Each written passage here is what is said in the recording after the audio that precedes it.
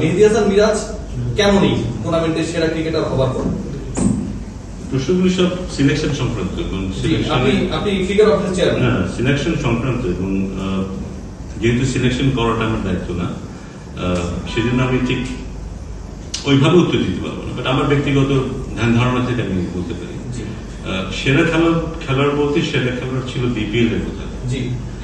হ্যাঁ, টি-20 ফর্মেটের সেরা খেলোয়াড় ছিল বিপিএল, সেটা একদিন।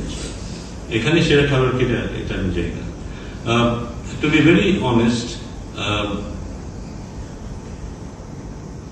টি-20 ওকে যদি আমরা টেস্টে চিন্তা করি, ওকে যদি ওয়ানডেতে চিন্তা করি এবং টি-20তে চিন্তা করি, আমার মনে হয় না একই জায়গায় থাকবে। তিনটা ফর্মেটে একই জায়গায় থাকবে মনে হয় না।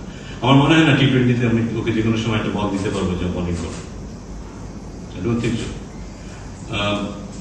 এই জায়গাটায় বোধ হয় কিছুতে ঘাটতি থাকতে পারে। এটা আমি আমার কথা বলছি, সিলেকশনের কথা বলছি না।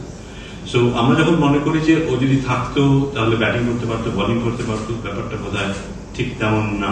ব্যক্তিগতভাবে মনে করি টি-20তে এফেক্টিভ প্লেয়ার হওয়ার জন্য ওর বোলিংটাকে আরেকটু ইমপ্রুভ করতে হবে, তাহলে হি becomes an asset for the team.